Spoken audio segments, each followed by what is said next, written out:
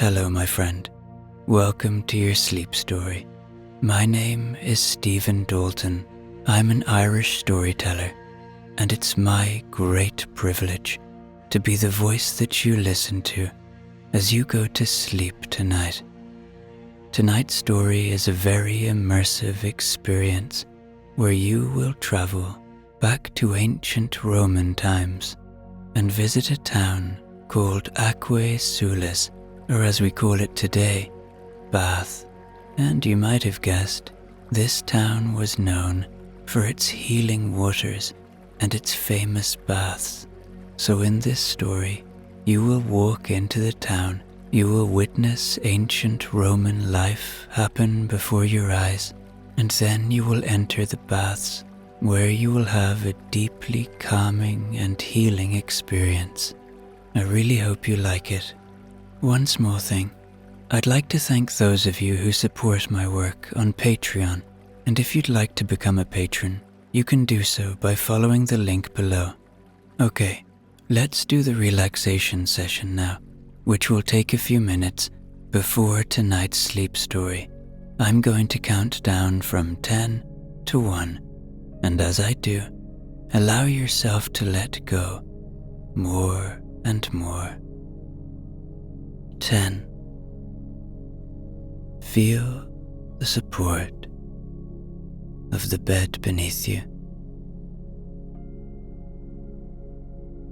or the floor, or whatever you lie upon tonight.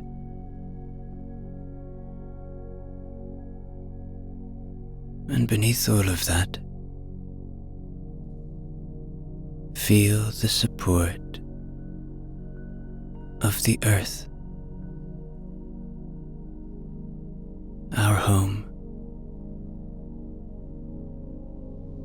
our constant support. And as you become aware of that constantness, see if it enables you to let go a little more now, to release.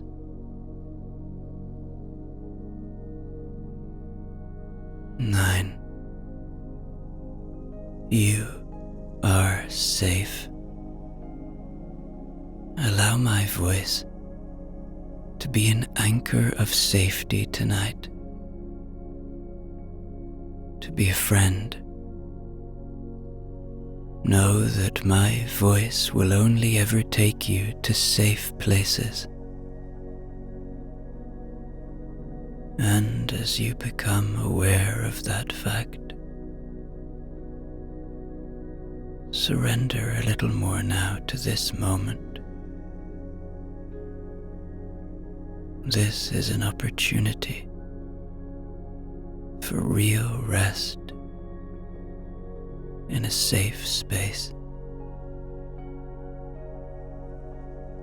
8. Tune into your body now. See where you are still holding, whether it be tension or pain. Allow a gradual release to occur. Maybe it's in your feet, or maybe it's in your lower legs, or your thighs, or your belly, or your chest,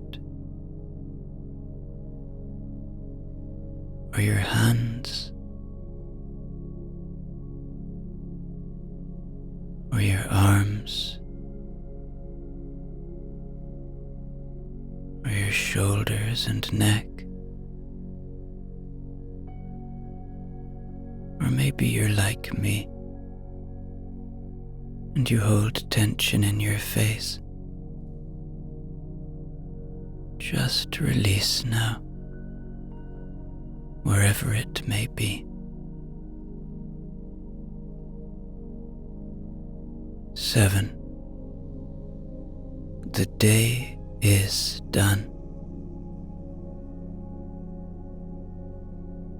Whatever has been,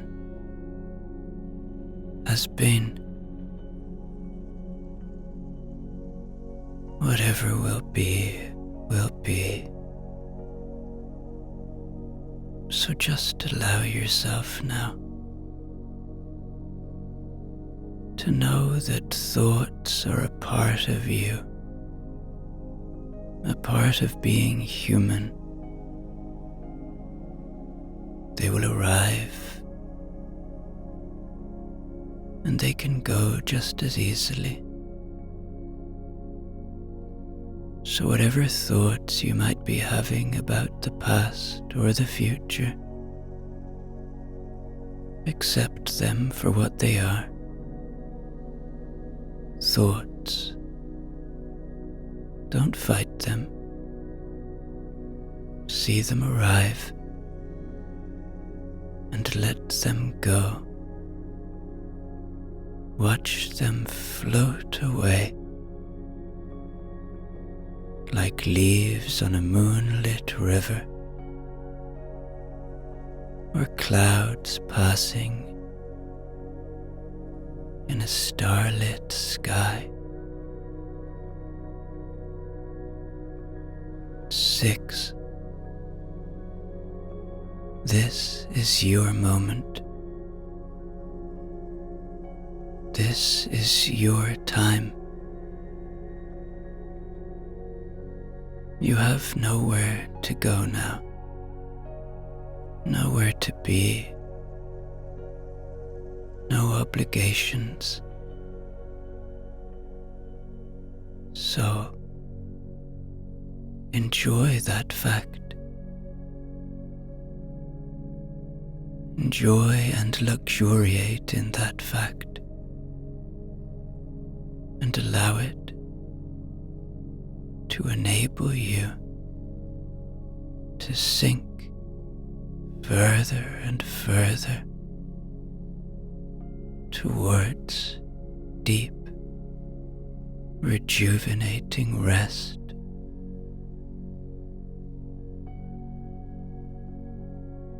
5. Peace lives within you.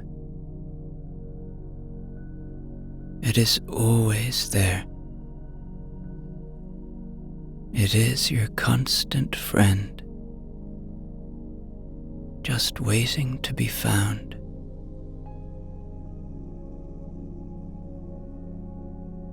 See if you can feel that peace tonight.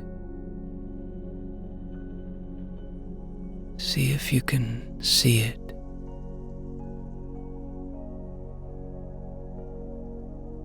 And allow it to spread throughout you.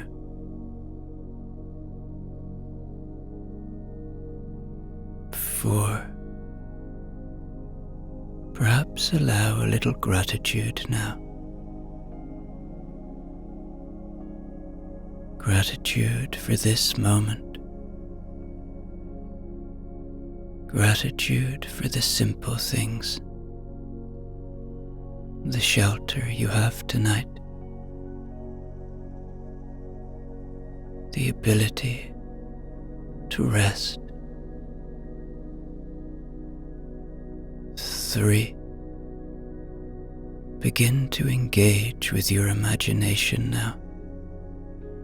Begin to see an ancient Roman road in ancient times. Begin to imagine yourself walking along the road. You are far away from all that you know and ready to travel back in time to this ancient place. 2. Feel into your body one more time now. Your body has worked hard for you today. It's time to give it rest. and one.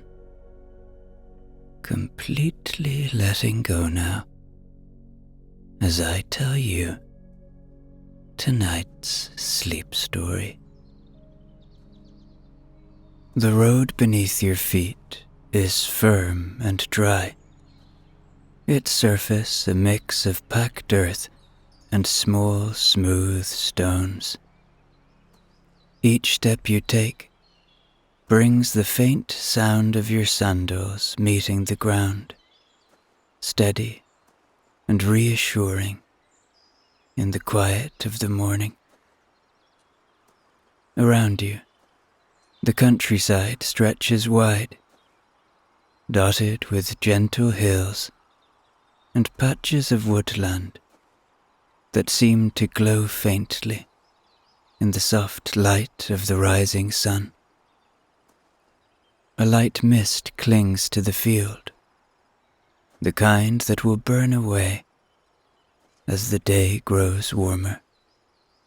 But for now, it lends the world a calm, muted stillness.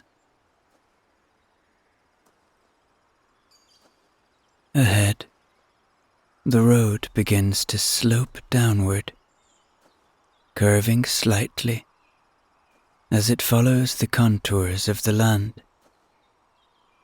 And there, nestled in the shallow valley, you see it, the town of Aquae Sulis, or as we would call it today, Bath. Even from this distance, there's a sense of structure and purpose to this place. The pale stone buildings, standing out against the greenery. Smoke rises lazily from a few chimneys, curling upward into the cool morning air, and you can just make out the faint hum of activity, a murmur of life beginning to stir. You pass a stone marker by the side of the road, its surface worn smooth by years of wind and rain. The carved letters are still visible though, pointing the way to Aquae Sulis, and reminding travelers that this road, like so many others, leads to a place shaped by Roman hands. The air here feels different too. There's a faint warmth to it, carrying with it a scent you can't quite place. A mixture of earth and minerals, sharp yet oddly inviting.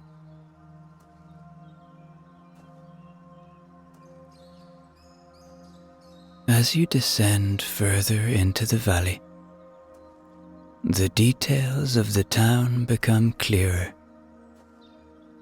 The outer walls are made of pale limestone, sturdy but not imposing, their edges softened by age, and the touch of ivy creeping up in places.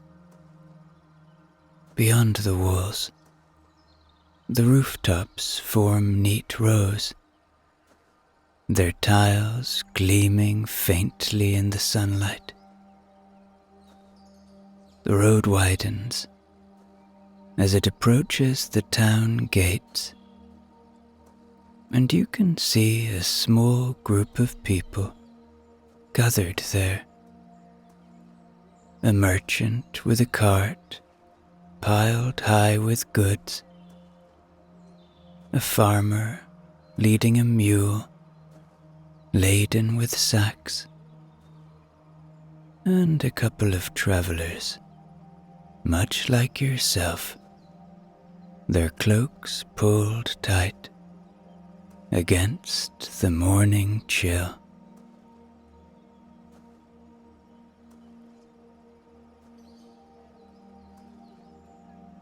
The closer you get, the more the sounds of the town begin to reach you.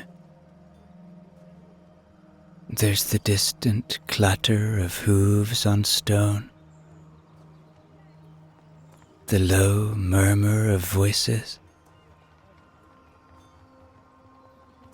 and the occasional ring of metal striking metal, perhaps a blacksmith at work.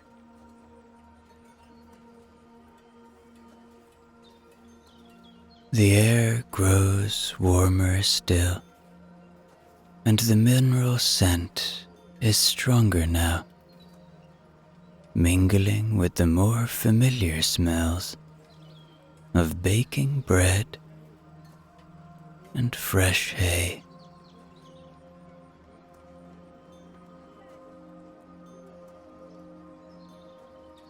By the time you reach the gate, the activity of the town has surrounded you.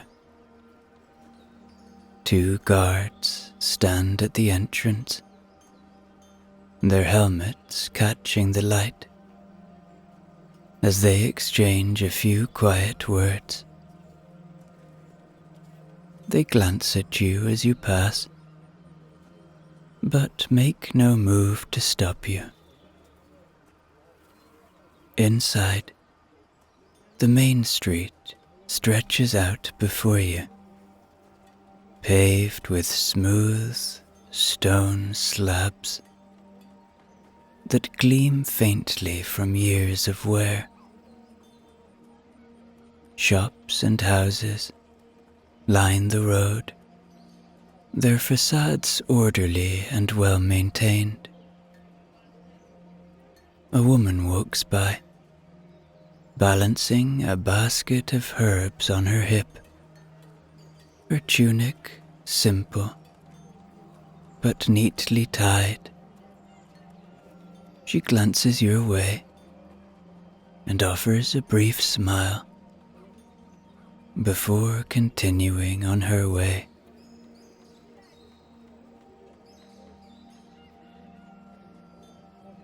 There is a feeling here, not a grand or overwhelming one, but something quieter.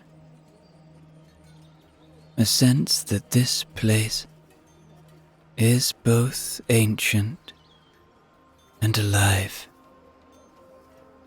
a meeting point of the old and the new. You feel safe here, and you pause for a moment, taking it all in. The soft sounds, the gentle warmth of the air, the subtle yet undeniable pull of the town around you. You've arrived, though the heart of Aquae Sulis and its stories still lies ahead, waiting to be discovered at its own unhurried pace.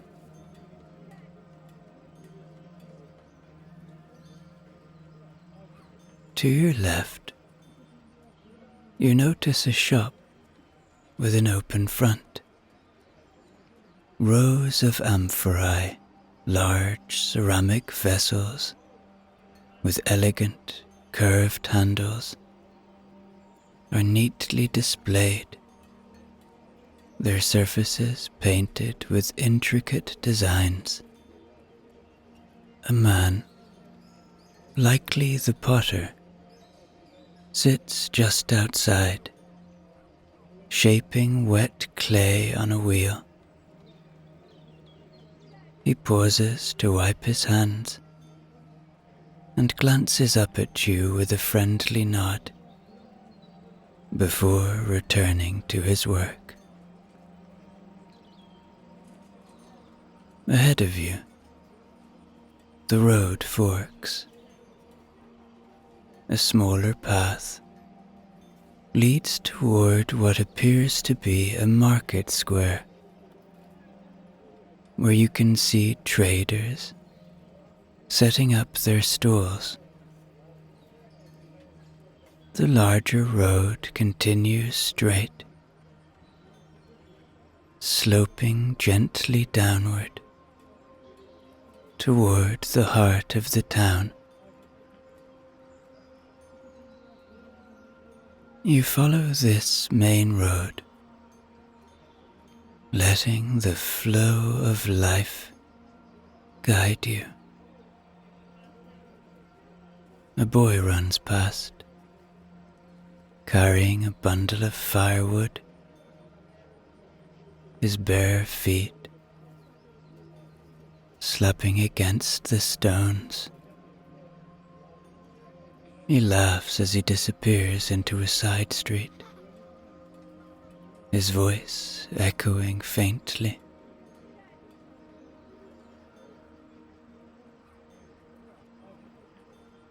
As you walk,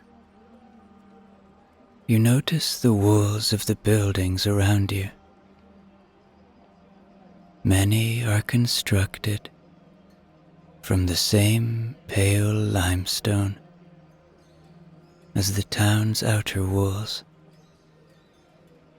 their surfaces smooth and cool to the touch. Some have small mosaics set into their facades, patterns of colored stones depicting birds, flowers, and even scenes from Roman mythology.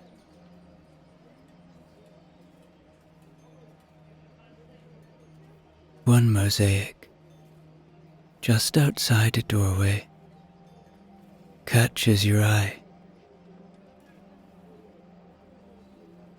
It shows a figure pouring water from a jug, the flowing streams rendered in tiny blue and white tiles.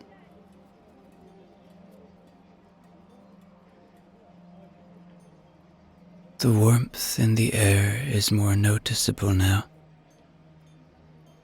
and with it comes a faint sound, the soft gurgle of running water. It's distant, but distinct,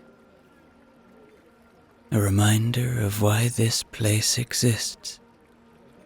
The springs are near, their presence subtly announcing itself in the air, in the earth, and even in the soundscape of the town. But you resist the urge to follow that sound just yet, knowing there is more to discover along the way in this ancient Roman town.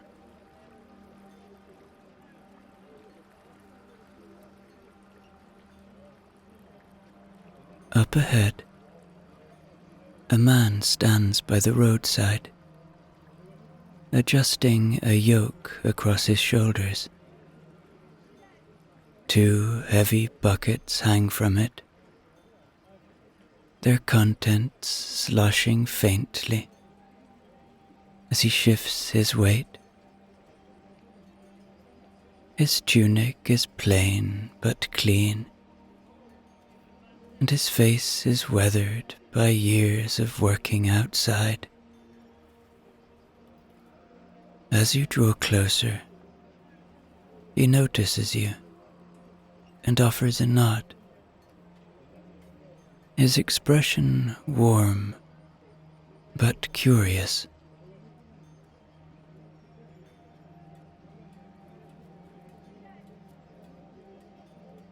"Ah, a traveller," he says, his voice low and steady.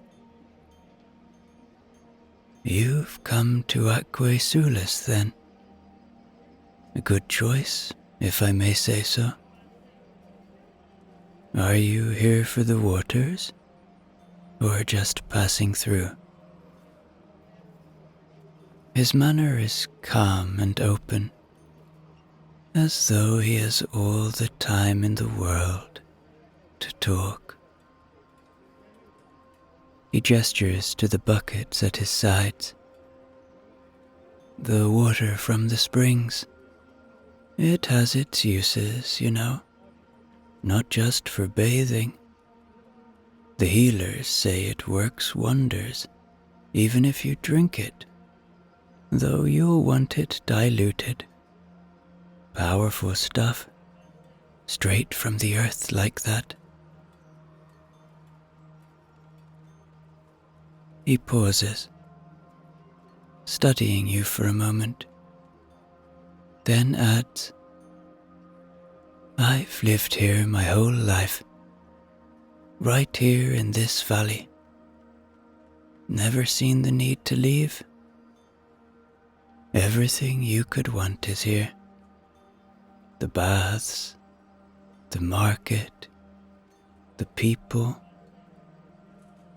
We get visitors from all over, Gaul, Hispania, even Rome itself sometimes. Always something new to see, someone new to meet. But what about you? What's brought you to this place?" His voice is kind, without a trace of judgment. And as he speaks, the faint gurgle of water seems to grow louder, mingling with the quiet life of the town around you. His face then softens into a thoughtful expression, and he gestures broadly toward the town behind him, as though inviting you to take it all in. "Aquae Sulis, they call it now," he begins, his voice carrying a quiet pride. "The Romans gave it that name when they came here and built their town around the springs. But before that, long before, this land belonged to the Dabuni, a tribe that's lived here since anyone can remember. They worshipped the springs as sacred, a gift from their goddess Sulis. They believed she watched over the waters, healing the sick and granting wisdom to those who sought her favor." He shifts his weight slightly, his gaze turning toward the distant hills that frame the valley. When the Romans came, they didn't destroy what was here. Instead, they honored Sulis by building a temple and grand baths around her springs. They said she was their Minerva, the goddess of wisdom and healing, and they combined the two. This place belongs to both now, Britons and Romans alike.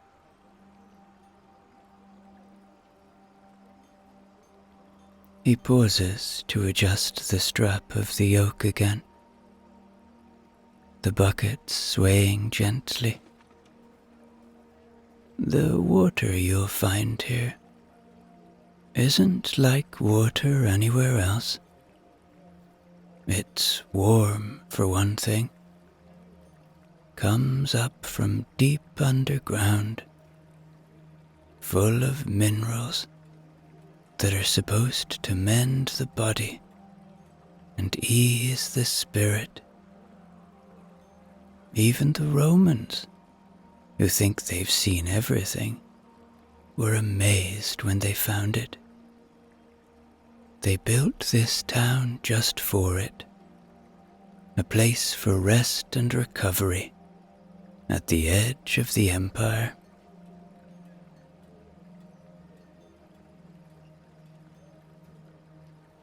His hand gestures toward the main road leading into the heart of the town.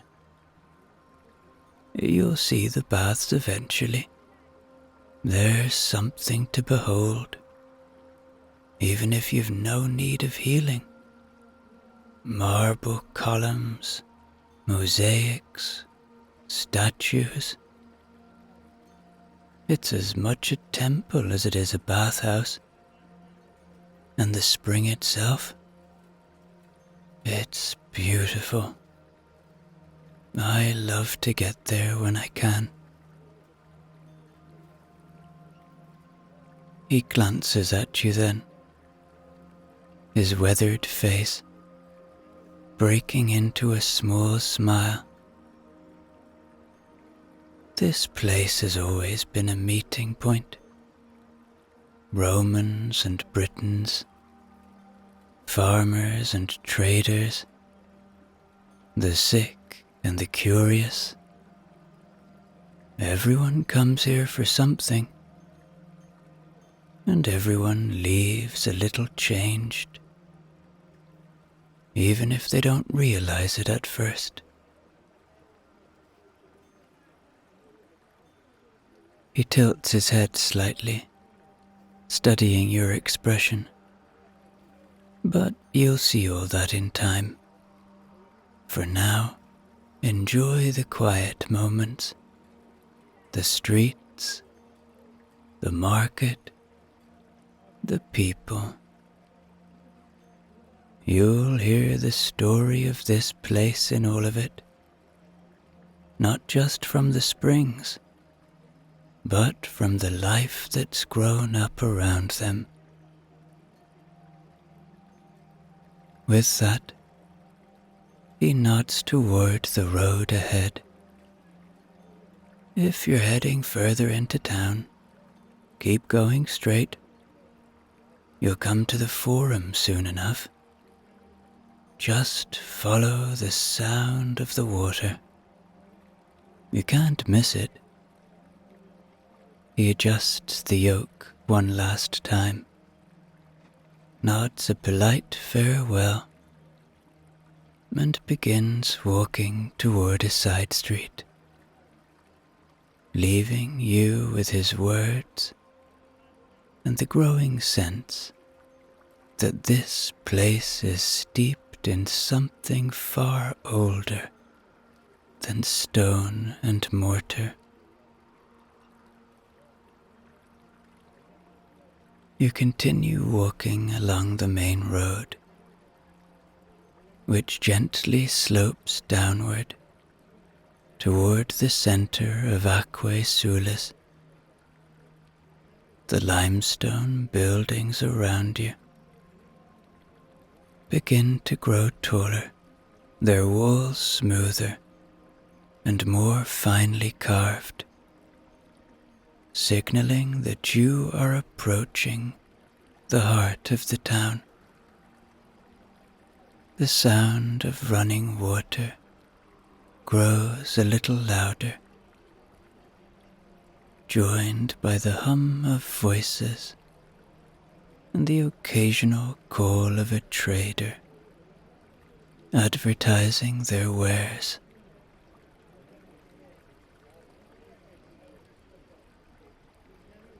As the road widens, the center of the town comes into view. The Forum stands before you, a grand rectangular space surrounded on all sides by tall colonnades. The columns are carved from pale stone, their smooth surfaces reflecting the sunlight, and their bases and capitals are adorned with intricate patterns of leaves and scrolls.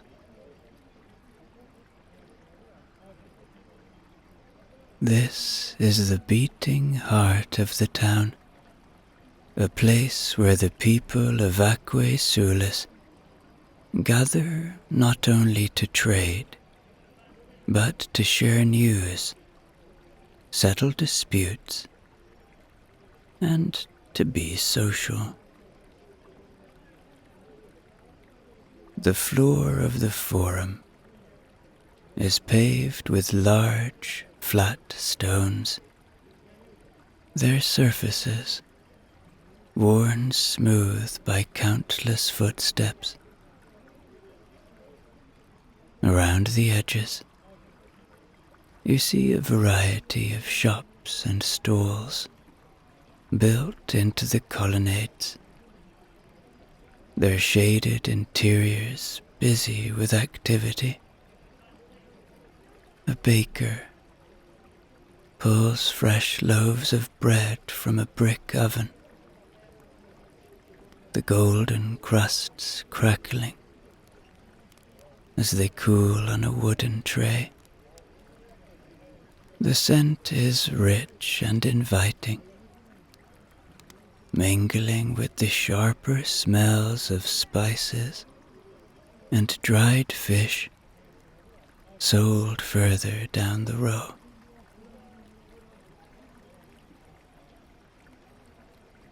In the center of the forum, a statue rises on a high pedestal.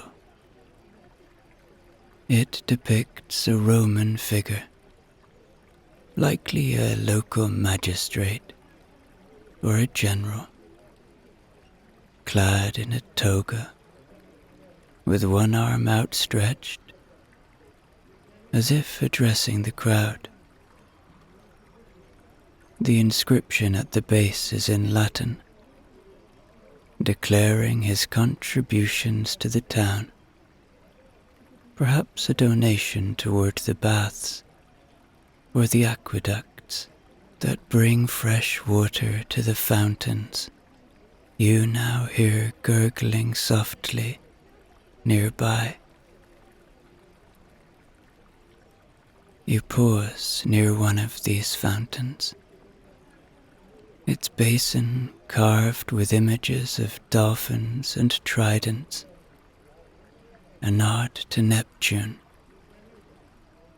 The water flows steadily from a spout shaped like a lion's head. A young girl fills a clay jug while her mother looks on, adjusting the folds of her stola, a long flowing garment that marks her status as a Roman citizen. Around you, the activity of the forum hums with a steady rhythm. You see a group of men in short tunics and sandals gathered near a corner of the square, engaged in what looks like a heated debate. One of them holds a wax tablet, gesturing emphatically as he speaks, while another consults a scroll, perhaps quoting a legal precedent or a decree from the governor.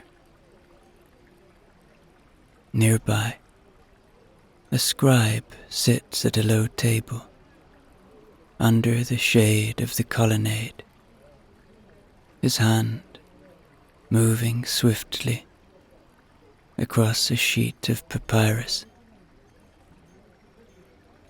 He pauses occasionally, to sharpen his stylus, then dips it into a small pot of ink before continuing.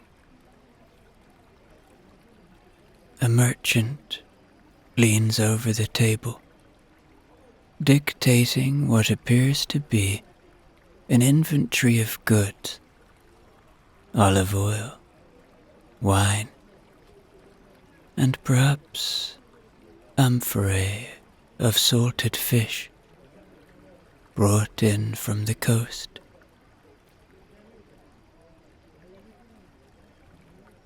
You notice a large stone building at one end of the forum, its entrance marked by a pair of bronze doors. This is the basilica, where legal matters are handled and disputes are settled. A small crowd has gathered near the entrance, listening intently as a magistrate in a white toga bordered with purple speaks from a raised platform. His voice carries across the square, firm and authoritative. As you walk further into the forum, your attention is drawn to a group of performers standing near the base of the statue.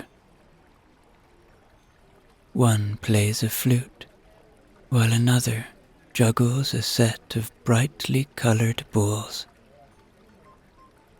A small crowd has gathered to watch, their laughter and applause ringing out as the juggler catches the balls in increasingly daring patterns. The forum is alive with the many facets of Roman life: commerce, law, art, and religion, all mingling in this one space. Yet, despite the activity, there's a sense of order to it all, a rhythm that reflects the discipline of Roman design and governance.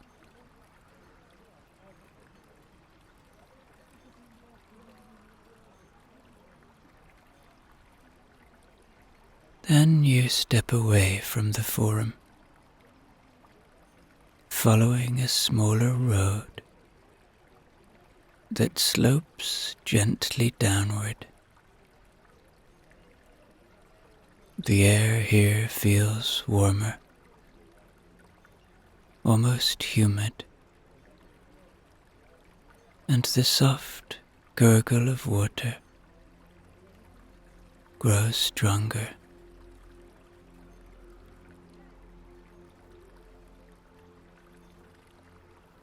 You catch glimpses of steam rising in thin tendrils from somewhere ahead, dissolving into the blue sky above the rooftops. There's a faint mineral tang in the air now, sharper than before, and you instinctively slow your pace, as though the very atmosphere is inviting you to move more gently, more deliberately.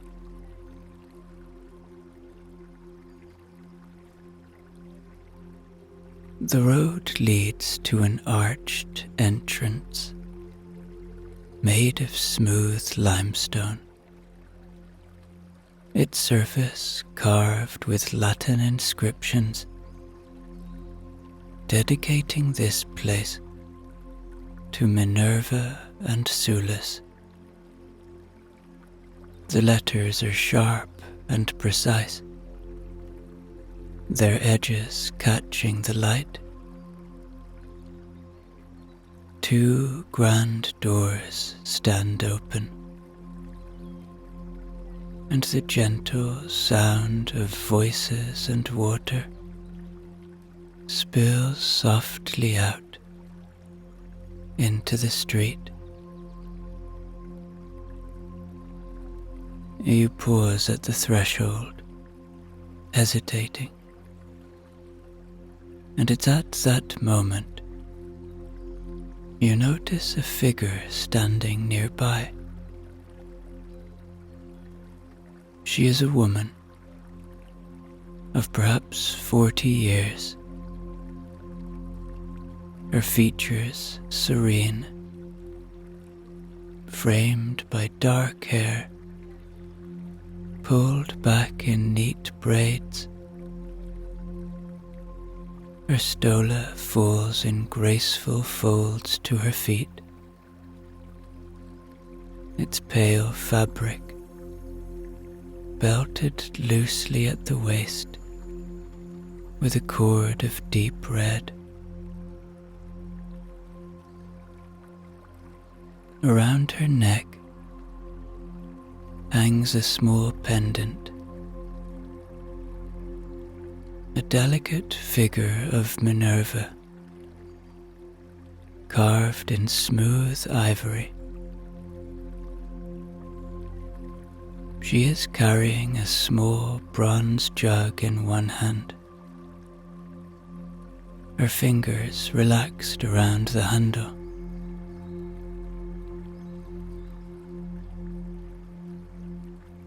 She turns toward you with a gentle smile, her eyes warm and kind. "You must be new here," she says softly, her voice soothing. "You've come for the baths, haven't you? It's your first time, isn't it?" There's no judgment in her tone, only an understanding that feels as though she already knows why you're here. You nod, and her smile widens ever so slightly. "Come then," she says, her voice low and steady. "I'll show you the way. It can feel overwhelming at first, but once you're inside, you'll understand. The water here, it's unlike anything else." She gestures for you to follow, and together you step through the archway into the baths. The change in atmosphere is immediate. The air is warmer here, almost heavy, and carries a faint mist that clings to your skin. The scent of minerals is stronger now, earthy. The light inside is dimmer, filtered through small openings in the high stone walls and reflecting off the surface of the water in soft, rippling patterns. The woman leads you through a wide corridor with walls of smooth stone. The faint echo of footsteps and distant voices fills the space.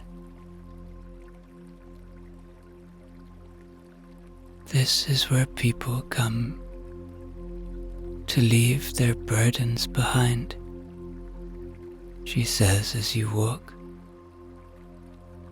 The springs have been here for centuries, long before the Romans came. These waters heal the body and the spirit alike. She stops at a large open room where several people are gathered around a raised pool. The water here is clear and warm, steam rising gently from its surface. A faint mineral sheen floats on the water, shimmering faintly in the filtered light. The pool is surrounded by stone benches where visitors sit quietly, their faces relaxed as they dip their feet into the water or pour small jugs of it over their arms. This is the tepidarium, she says, gesturing to the room. The warm room. It's where you begin, letting the warmth ease into your body, loosening everything. There's no rush here. The water does its work at its own pace. She steps to a side alcove where shelves hold neatly folded linen towels and small clay jars of oil. She takes one of the towels and hands it to you, her movements graceful and unhurried. You'll want this, she says softly. The oils, too. They protect the skin and prepare it for the next rooms.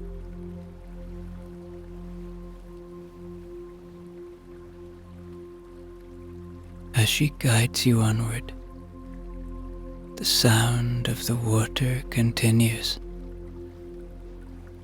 a gentle cascade that seems to hum through the walls themselves. The air becomes warmer still, the heat wrapping around you like a soft, heavy blanket. You feel your muscles begin to relax,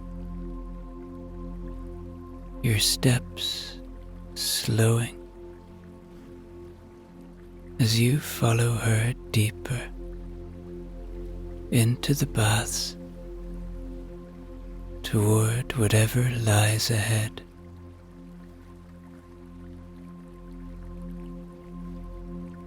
The woman leads you further into the baths, the warmth increasing with every step. The sound of flowing water deepens, echoing gently through the arched stone corridors. The air feels alive, filled with the faint hiss of steam rising from unseen pools.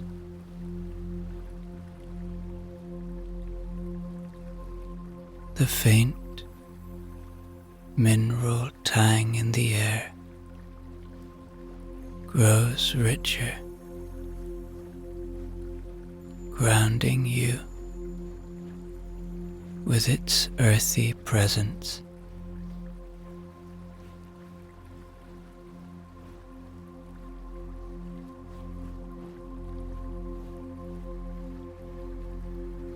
She pauses at another doorway, this one opening into a room that feels both intimate and expansive. The caldarium, she explains, the hot room. The space is dominated by a rectangular pool, its surface faintly steaming.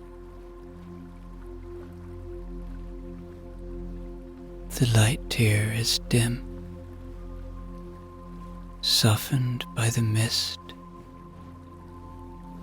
and the walls gleam with condensation. Their smooth stone surfaces reflecting the flickering glow of oil lamps set into niches.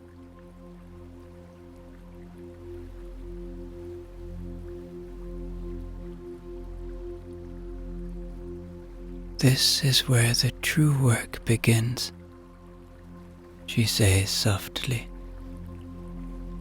guiding you to a low stone bench along the side of the pool.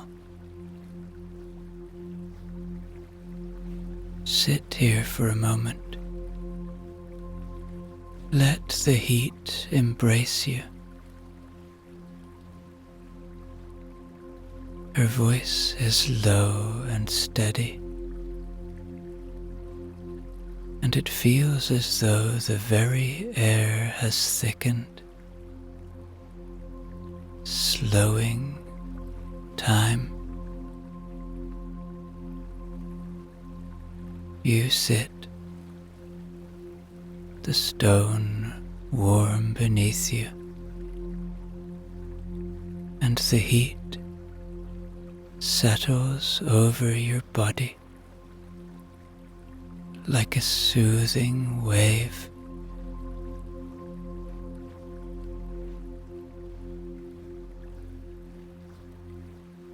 The woman disappears briefly and returns with a small bronze bowl filled with fragrant oil. Its scent is subtle but grounding, a mix of laurel and rosemary, with a faint sweetness that lingers in the back of your senses.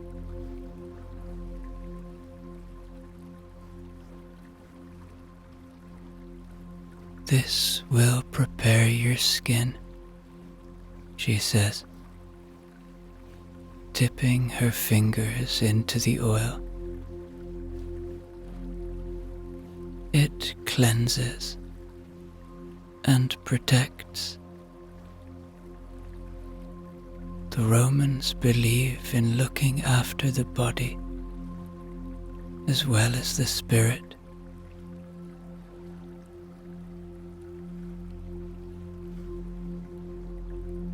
Her movements are unhurried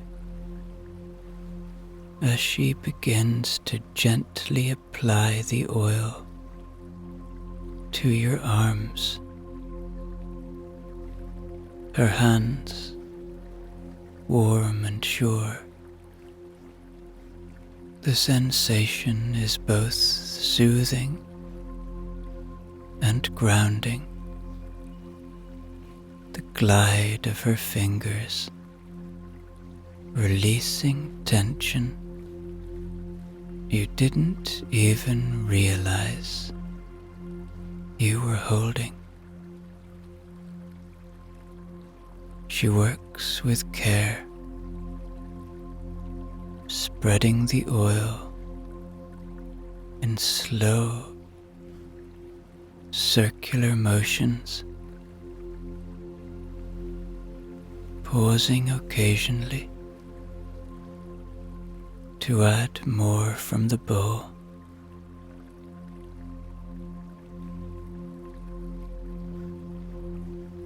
As she works, she hums softly, a melody that feels ancient, like it has always belonged to this place.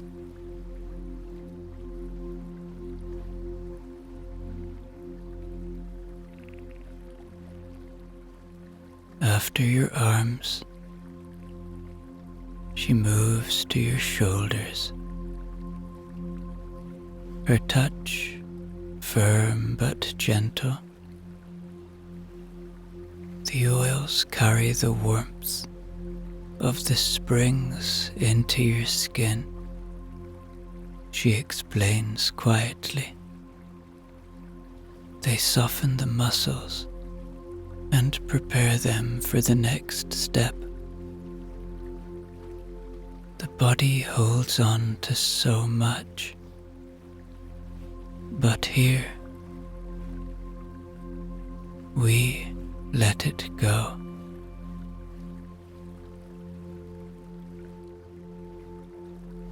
When she finishes, she gestures toward the pool. Now, step into the water. Slowly, let it welcome you. You rise, the warmth of the oil lingering on your skin, and approach the edge of the pool. The water is clear, its surface rippling faintly with the movement of the steam above it. As you step in, the heat surrounds you instantly, wrapping itself around your legs and rising as you sink deeper.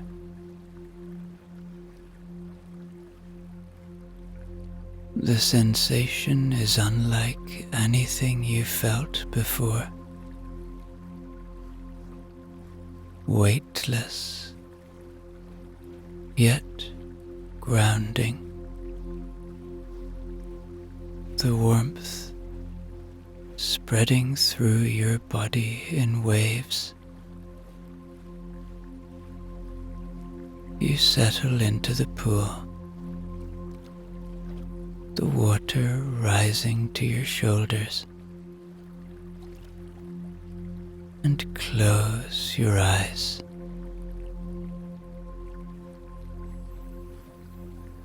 The sound of the water is a gentle murmur, broken only by the soft voices of others soaking nearby. The heat seeps into your muscles, melting away the last remnants of tension.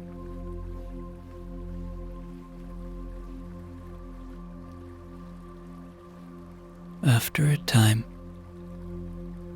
minutes, perhaps longer, it's hard to tell here, she speaks again. When you're ready, we'll continue, she says softly, her voice just above a whisper.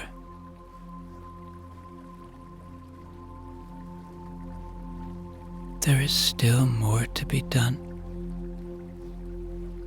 No need to rush. Her words settle over you like the warmth of the water, and you feel yourself relaxing, letting the baths. The woman kneels by the edge of the pool, her presence calm and steady, as if she has done this 1,000 times, but treats each moment as sacred. She waits, letting you linger in the soothing embrace of the water, saying nothing for a while. The silence feels intentional, as though it, too, is part of the treatment, a space for you to simply be.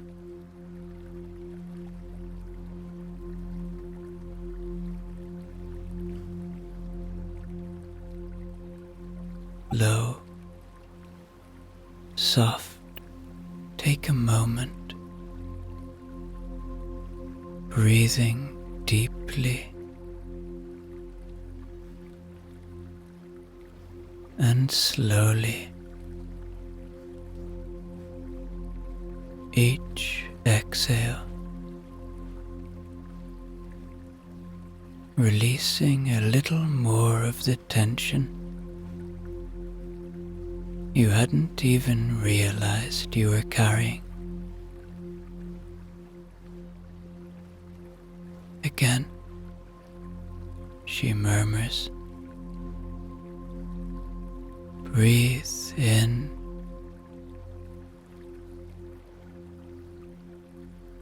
and out.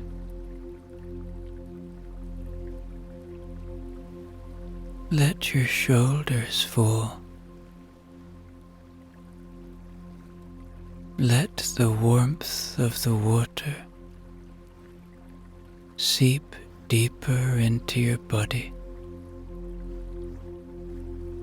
There's nothing else to do. Nowhere else to be. Just this.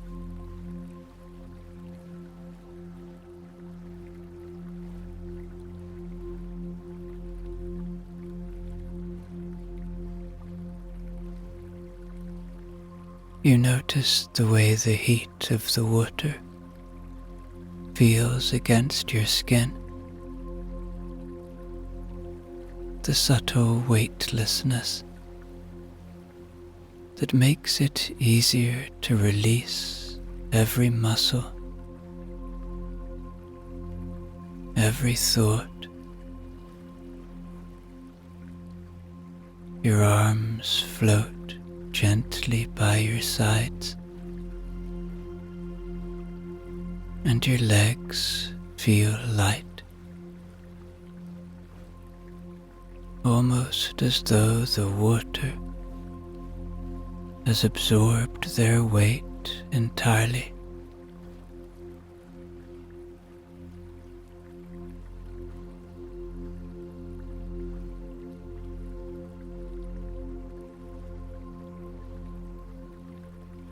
After some time,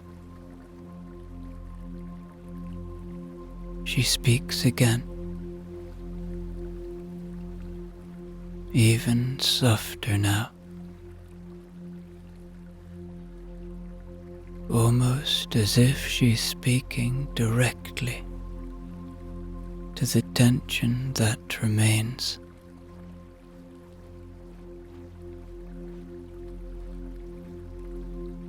The body remembers how to heal itself, she says.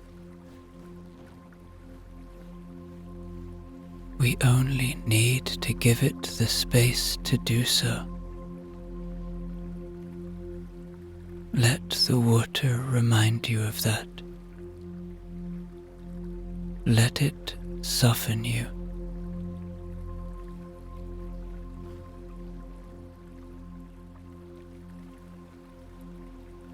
She reaches for a shallow bronze bowl resting nearby.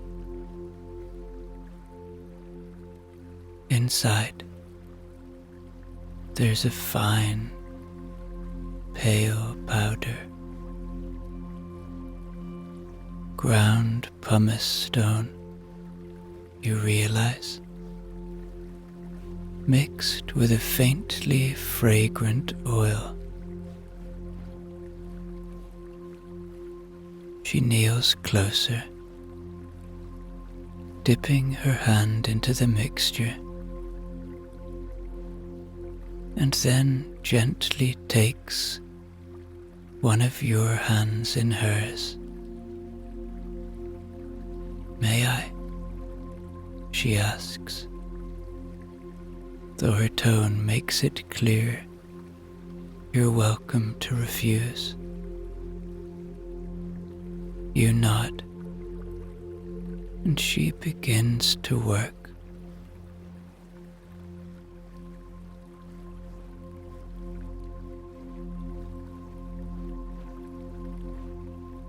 Her hands are firm but gentle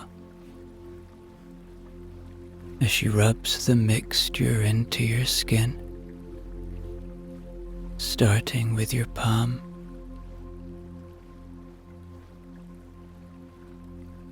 The pumice smooths the skin, she explains quietly. But more than that, it helps release what's been held for too long. Let this be a moment to let go of what no longer serves you.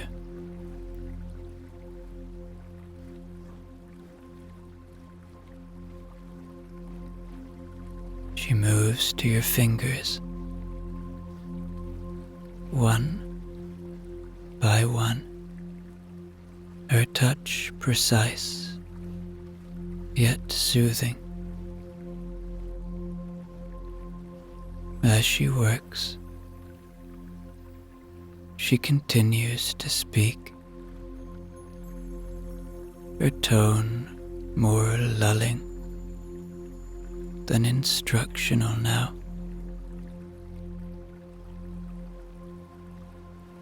With every breath, feel yourself soften. With every breath, feel yourself lighter.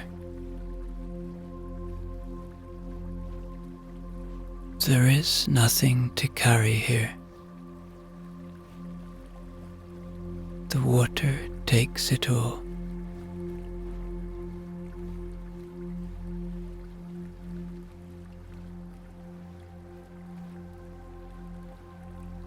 Her words flow over you, like the warmth of the water itself. And as she finishes one hand and moves to the other, perhaps you feel the last remnants of tension slipping away. The pumice feels rough, but not abrasive, grounding you in the sensation of your body being cared for, tended to, with an almost sacred gentleness.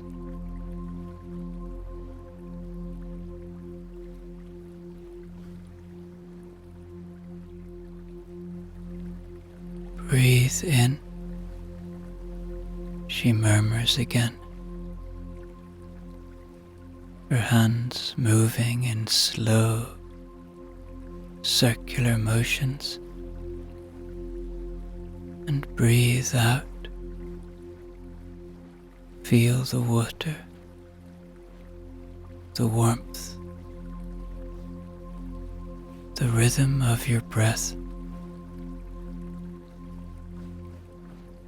This is your only task now, to feel this moment, to be here.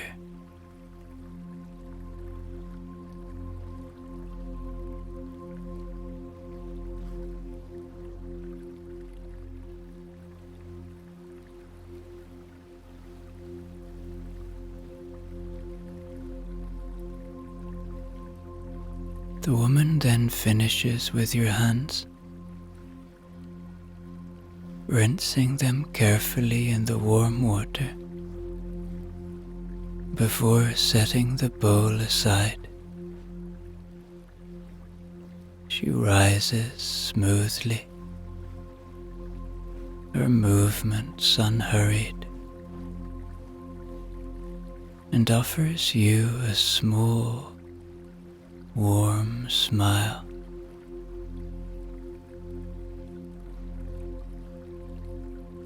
Let's go to the next part, she says. Something to quiet the mind as much as the body.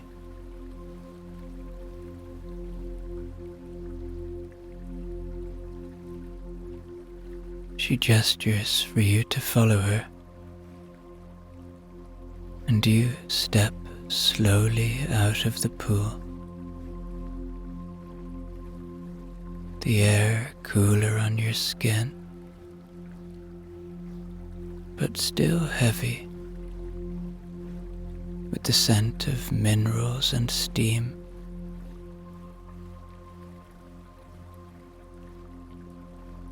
She leads you through another arched doorway into a smaller, dimly lit room. The space is quieter here, more intimate, with walls that glisten faintly with condensation. At the center, a low stone table sits beneath the soft glow of flickering lamplight. Beside it, small jars of oil and bundles of dried herbs are arranged neatly, their earthy aromas blending into the room.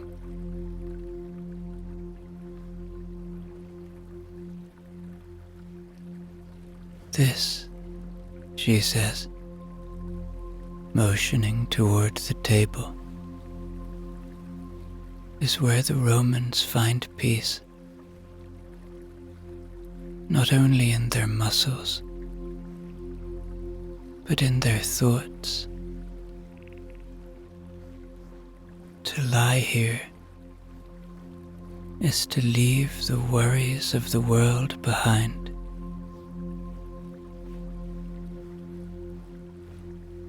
She gestures for you to lie down, and you settle onto the smooth stone. It is warm to the touch, heated from below by the same thermal springs that feed the baths. The warmth seeps through you immediately, easing your body into stillness. She takes a small jar of oil, its contents rich with the scent of lavender and chamomile, and pours a few drops into her hands.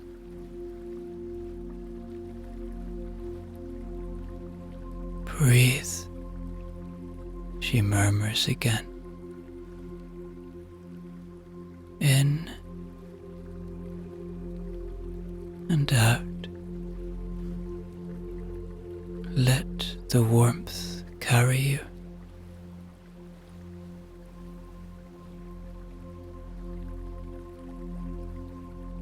Her hands begin to move across your shoulders and neck, the oil gliding smoothly over your skin. Her touch is firm, yet deeply soothing. Each motion slow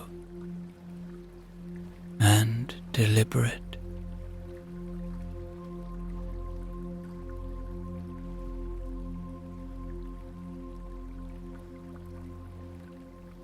This place, she says softly, was built so long ago, yet it remains. Close your eyes. Feel the connection to those who came before. Let their peace become your peace.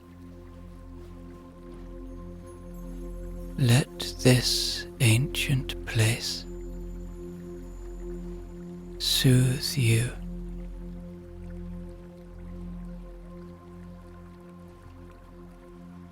The room feels quieter now. Perhaps the tension in your body is gone.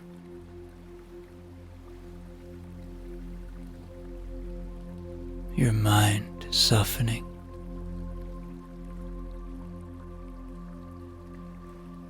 Her hands leave your shoulders,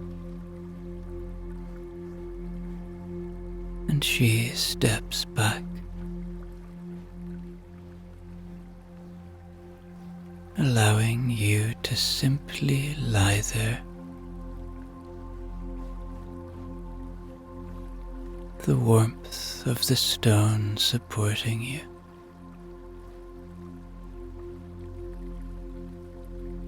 The scents and sounds blending into a soft, unbroken wave of calm.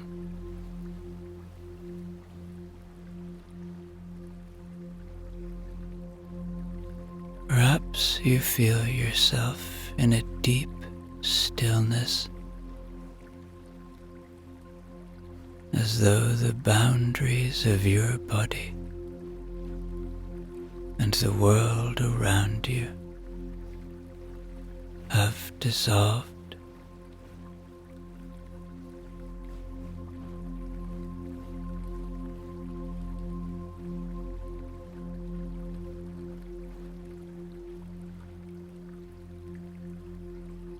After a time,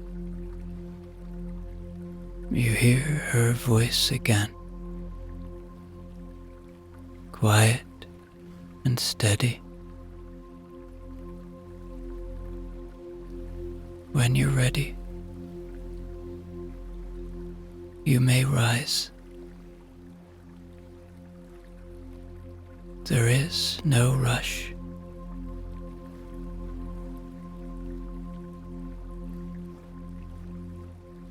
You look around. The lamplight is soft and golden above you. The warmth beneath you lingers. The oils still fragrant on your skin.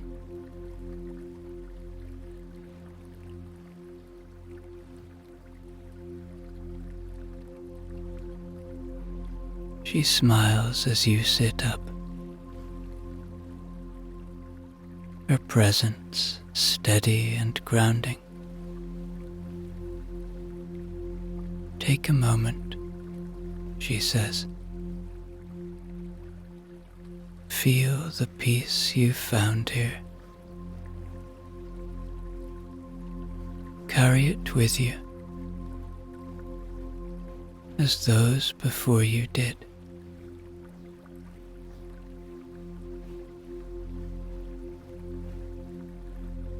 She lets the words settle in the air, waiting patiently, as though she knows the significance of what you've just experienced.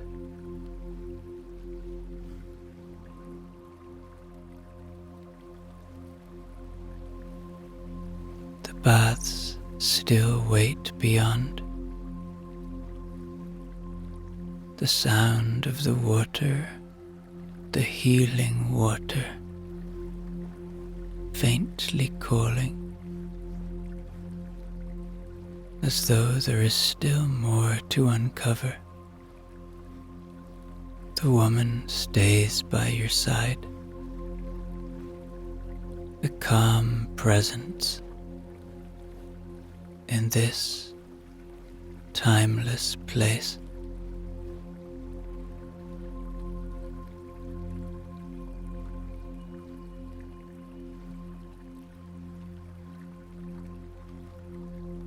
She leads you back toward the heart of the baths, her movements calm and deliberate. Through an arched stone doorway, the grand bathing pool comes into view, and you pause for a moment to take it in. The room is larger than any you've entered so far. The ceiling high and vaulted, with openings that let in shafts of soft daylight, illuminating the mist that rises from the surface of the water.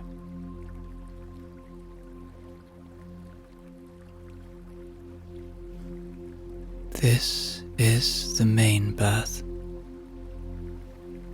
the great piscina, fed directly by the sacred spring. The pool is vast, its edges lined with wide stone steps that descend gradually into the water. Steam rises gently from the surface, curling and twisting into the air. Around the room, pale stone columns stand in perfect symmetry. Their carved capitals depicting scenes of Minerva and Sulis, reminders of the divine presence that watches over this place.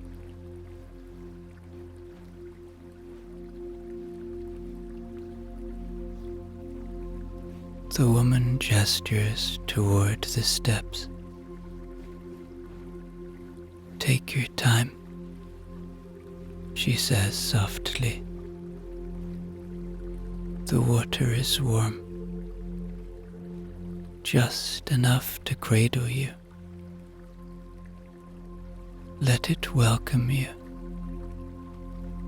just as it has welcomed so many before."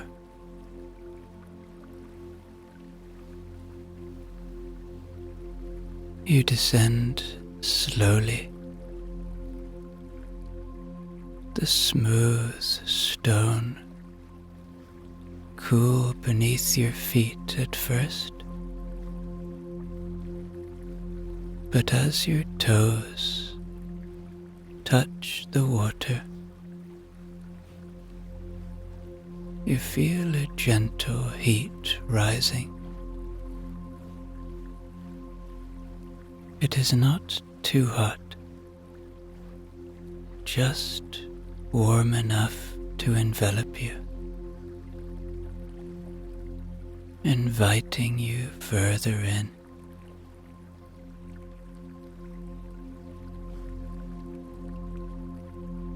Step by step, the water climbs higher, reaching your calves, then your knees,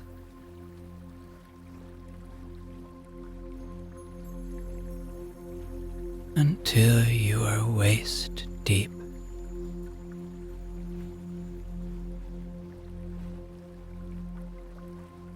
When you lower yourself fully into the pool, the sensation is unlike anything you've ever experienced. The warmth surrounds you completely, soaking into your skin, your muscles, and even your breath.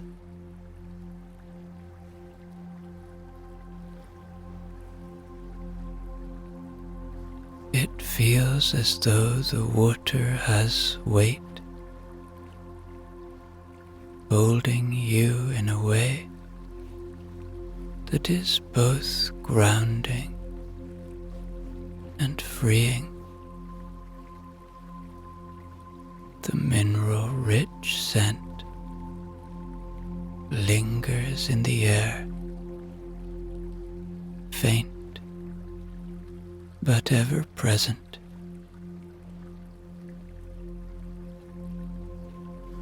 And the gentle ripples of the water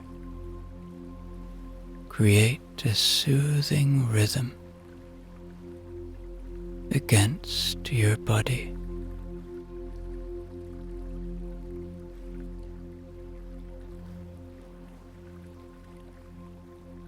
The room around you is quiet, but not silent. You can hear the soft murmur of others, the occasional drip of water echoing from the vaulted ceiling, and the steady, calming flow of the spring feeding the pool.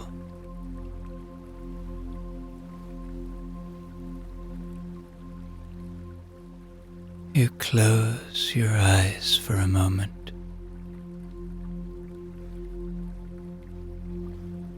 letting your body float slightly. your arms drifting out to your sides.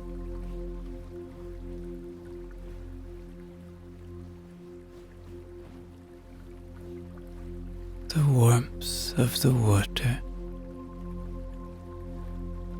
seems to melt away anything you've been holding on to, leaving only stillness. Your breath deepens naturally. Each inhale filling your chest with air warmed by the steam.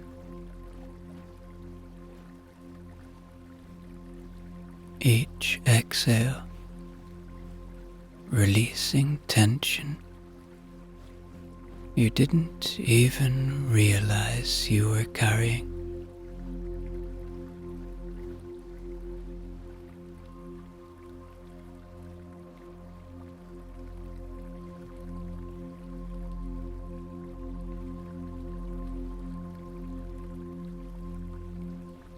You can feel how this water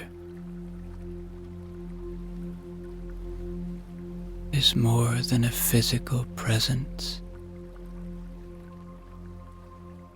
It is something ancient and sacred. Time seems irrelevant here, as though this moment could stretch on forever.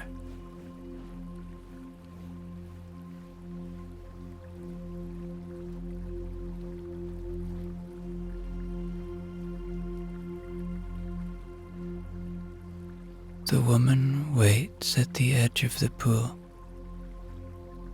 as you slowly rise from the water.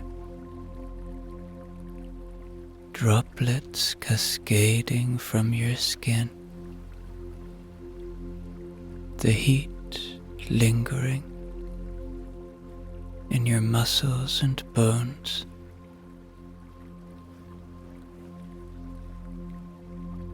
She hands you a soft linen towel and guides you toward a smaller doorway on the far side of the baths. The air feels cooler now, refreshing against your skin.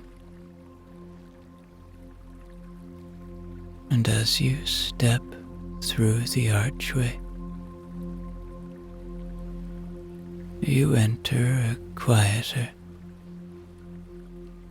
more intimate space.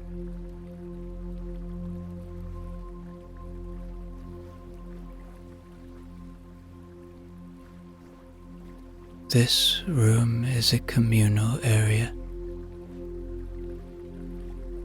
designed for rest and reflection. The walls are painted in soft colors like ochre and adorned with simple frescoes depicting pastoral scenes of olive trees and flowing rivers.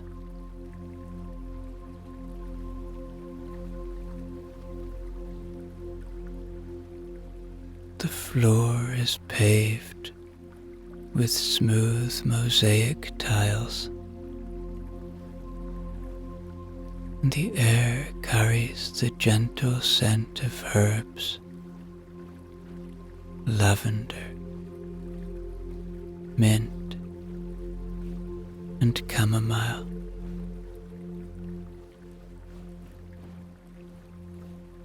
The woman gestures toward one of the benches and you sit, your body sinking into the soft cushions as your breathing begins to deepen.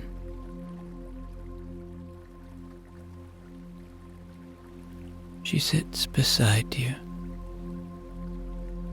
placing a small cup of warm liquid into your hands.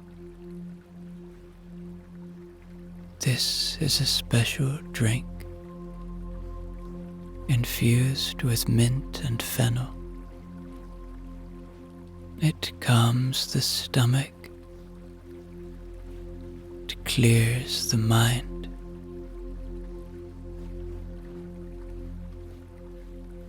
The Romans believed that care of the body and spirit must go hand in hand. You take a sip, the warmth spreading through you, the subtle flavors grounding and soothing.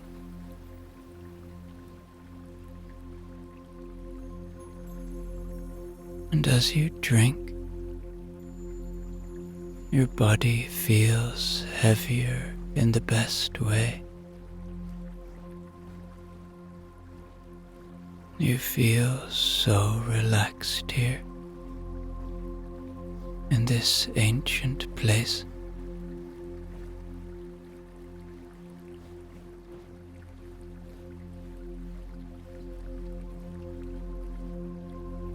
The woman leans back slightly, her hands resting on her lap as she looks at you, her gaze kind and steady. There is wisdom in rest, she says quietly. We often think we must always move, always do, always be more. But even the strongest among us must pause, must reflect, must simply be.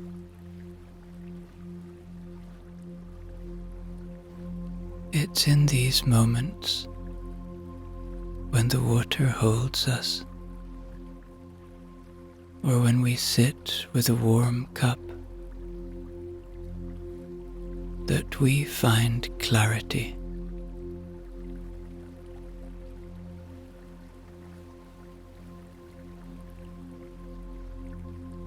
The Romans have a phrase, she continues. Mens sana in corpore sano.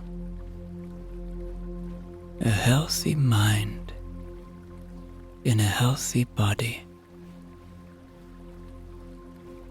They understand that life is simply not all about ambition or achievement, but about harmony. To live well is to care for both the physical and the unseen.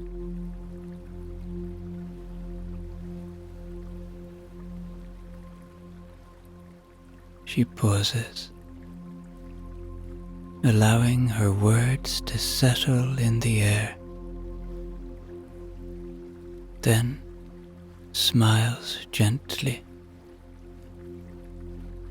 But, philosophy aside, this is your moment, a time for stillness, for gratitude, for peace. Nothing else matters right now.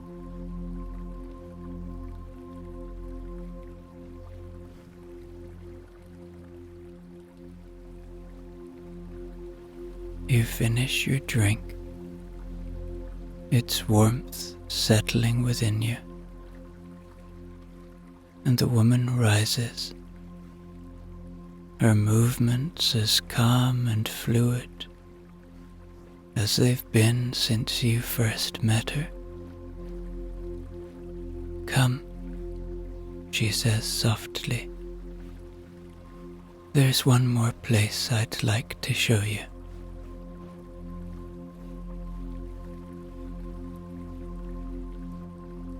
You follow her through another corridor,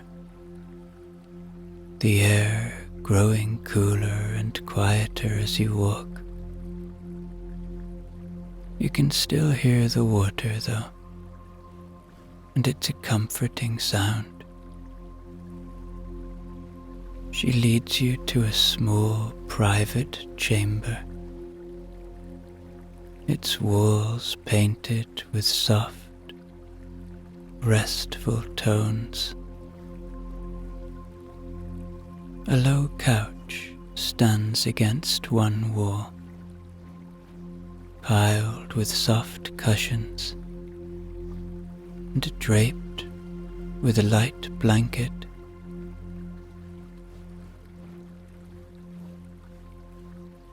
The room is dimly lit by a single oil lamp, its flame steady and warm, casting gentle shadows that seem to sway like a lullaby. "This is a place for rest," she says, her voice hardly louder than a whisper now. "Many who visit the baths spend some time here before they leave. The body, after all, needs time to settle, to absorb what the water has given it, and the mind needs rest as much as the body does." She steps back slightly, her presence still grounding and reassuring, as though she will remain nearby. "Lie down," she says gently. "Close your eyes. Let the warmth and the stillness of this place carry you. You are safe here. There is nothing else to do, nothing to think about.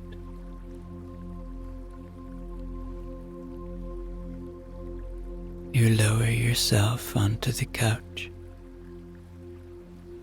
your body sinking into the cushions. The blanket, light and soft, as it drapes over you.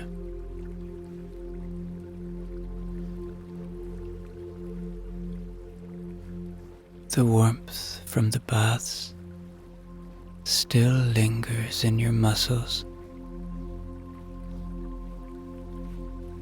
and the faint scent of herbs lulls you further.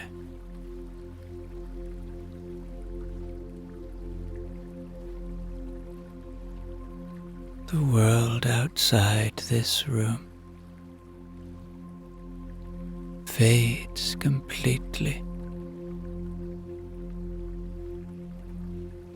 The woman's voice reaches you one last time, soft and distant. You are cared for. You are at peace. Let yourself drift, just as the water carried you earlier. Let this moment hold you.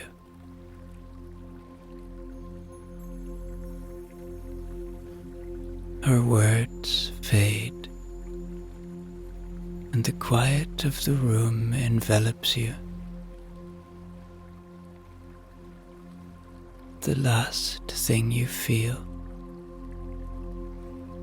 is a deep sense of safety,